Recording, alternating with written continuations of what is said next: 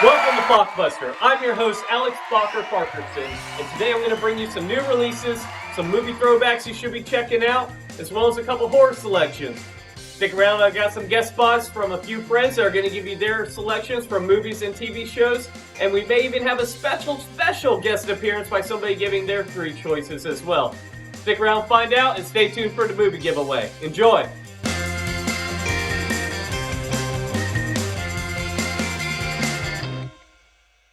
For my feature release for this month, I chose The Batman.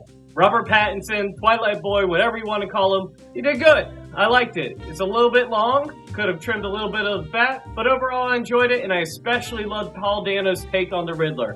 While it wasn't my favorite Batman, I highly do recommend it. I'll give it a solid 8.5. 8.5 is a good number, but I still have a couple of other ones. My top 2 are obviously number 1, The Dark Knight. But my second favorite, probably one of my favorite Bruce Wayne interpretations, Batman Forever. Amazing flick. Who doesn't remember this movie from 1990s? Joel Schumacher's finest. And though the Batman is no Batman Forever, it's still got a good spot.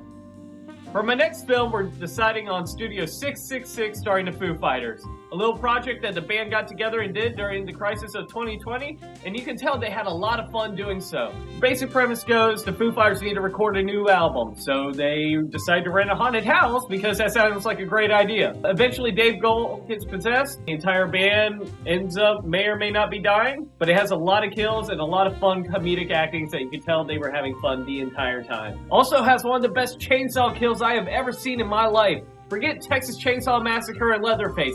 This movie had it. This little Studio 666 movie had the best chainsaw kill ever. Overall, I had a great fun. 9.5 easily because of Dave Grohl, because Dave Grohl is God, and if I don't say that, I will be struck down from the heaven above. So enjoy it, check it out. I have not had the opportunity to see Death on the Nile yet, though I'm looking forward to it at the end of the month. But I got somebody who has. Krista, what'd you think? One of the reasons I was nervous to see this movie was because of Armie Hammer. Some reports said that he was into cannibalism. That made me a little skeptical, but glad I pushed through that. It was worth it in the end, and I totally forgot that he might be a cannibal. I thought they did a really nice job at balancing the romance and the mystery. I love the cinematography and the Flapper-esque vibes throughout the movie. It's got some stars you might know, including Gal Gadot, Wonder Woman, Russell Brand, who you probably know from Get Him to the Greek, Egret from Game of Thrones. The director is Kenneth Branagh. For my next film, I saw Dog, starring Channing Tatum and his jawline. It was a good film, great happy ending. I did cry only 1.5 times. Andy, what did you think about Dog? Dog. Or dog. Or dog. However you want to say it, to each their own. Alright, here you go. If you love dog stories, you're going to love this one. You should definitely check it out. If you got any kind of connection to any kind of military family, if you're military yourself, it's got a great story about how sometimes you go off to war and come back a little bit damaged, and society kind of just doesn't really understand. Dog is directed by actually Channing Tatum himself, amazing jawline himself, and Reed Carolyn. Reed Carolyn's also known for Magic Mike. Magic Mike. Magic Mike. Can you stop? Magic Mike. Well, anyways, great heartfelt story. Yeah. I'll see you later, Andy. For my next flick, I decided on Marry Me, starring Jennifer Lopez, but I want to talk about the stars in this film. No, not that one. No? Close. That's the one. Owen Wilson and his magnificent nose, a brother from another mother.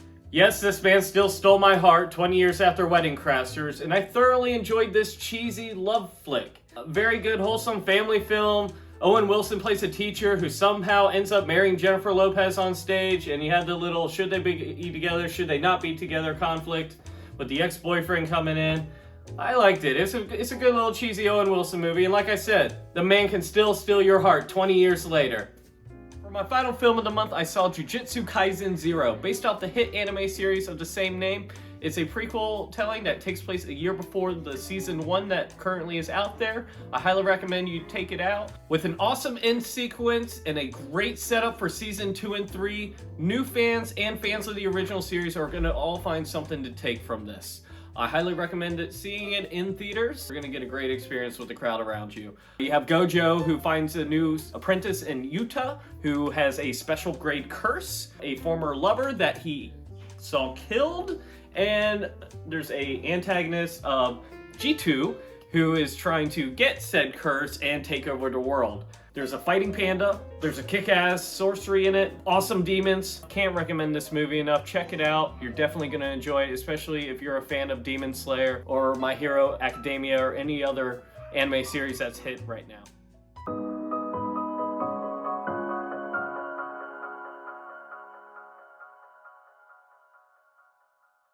For the month of April, I decided to start off with Ty West's classic, The Innkeepers. Took place in 2011, stars Sarah Paxton, final girl from Last House on the Left, as well as Kelly McGillis, who you fell in love with as a child as Tom Cruise's love interest in Top Gun. Takes place in New England during the final weekend of a hotel being open. Pits two night auditors together as they go investigate the paranormal that may exist in the hotel room. I highly recommend it. It's a slow burn, just what Ty West is known for. Check it out. He was the perfect husband, until his one mistake followed him home. Oh, guys, I'm talking about 2000's What Lies Beneath, starring Harrison Ford and Michelle Pfeiffer. Great flick. You may remember this one. It's probably been a long time since you've seen this, and guess what? It still holds up. Yeah, it's a little funky in the middle. As you know, it stars Michelle Pfeiffer as a husband who is in a rear window kind of situation. Is she crazy? Is she not crazy? Is her neighbor killing his wife? Is his wife okay? Is Harrison Ford who Harrison Ford thinks it is? It gets a little loopy, but the ending, when you find out Harrison Ford's villainous reveal, amazing. And also, it's just a fun little flick. I mean, if you can't remember, 2000. This movie is 22 years old. There are a lot of people that don't remember this film. So I highly recommend you seek it out, check it out, and enjoy. For the month of April, I decided on the new release, Escape from LA. One of my favorite movies of all time, let alone a sequel. Stars Kurt Russell as Snake Plissken's. It's even got Peter Fonda in it. And if you ever wanted to see Kurt Russell and Peter Fonda surfboard through an apocalyptic LA setting, this is the one. Have you ever wanted to see Kurt Russell be in a death match of a basketball game? This is the one. Have you ever wanted to see Snake Plissken jump from a surfboard onto a car driven by Steve Buscemi? This is the one. Have you ever wanted to see Snake Plissken killing Nazis in an apocalyptic LA?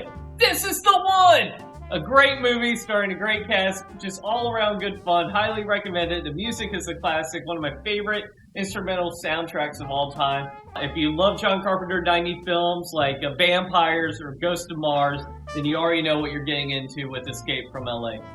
Enjoy it.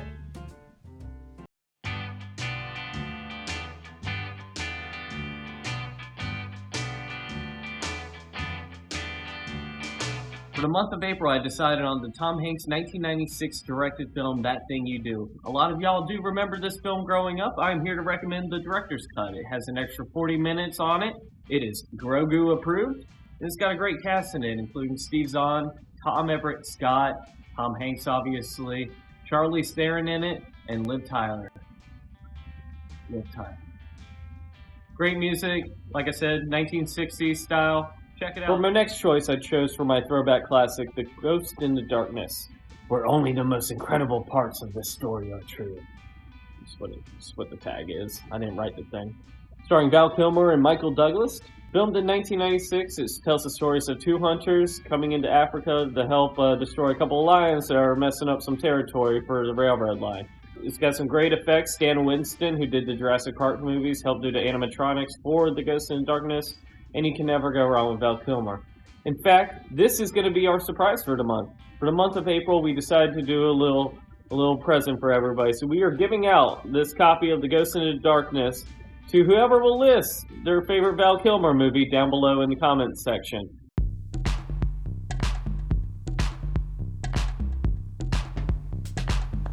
And for the TV streams, I'm going to kick it over to Andy and Krista. Upload was my pandemic find. This is a 30-minute TV series that's streaming on Amazon. Season 2 just released. This show is brought to you by the guy who wrote The Office and Parks and Rec. Upload is basically about a man who dies and he gets to upload himself into this virtual world and still have contact with Earth and live a life after death. So the TV stream that I chose for this month is Backyard Bar Wars on HBO Max. It put two friends who want to build a new bar in their backyard, or sometimes in their garage, and it's a competition show. Two amazing builders named Anton and Anthony. Anton and Anthony! That's how they actually introduce themselves every time. It's amazing, it's hilarious. The host, an up-and-coming comedian, I can't remember his name right now. I will look it up for you and I will get back to you.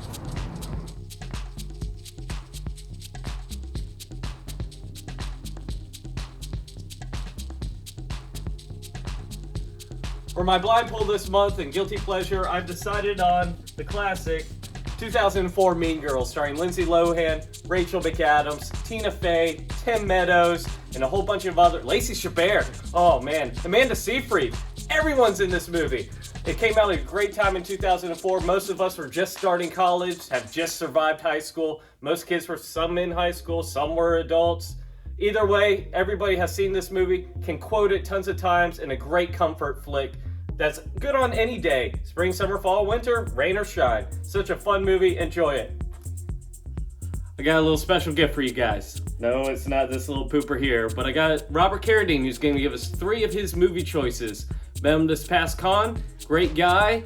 You might remember him from Revenge of the Nerds, Escape from LA, been in a bunch of stuff, and was also brother of David and Keith Carradine, some Hollywood legends right there.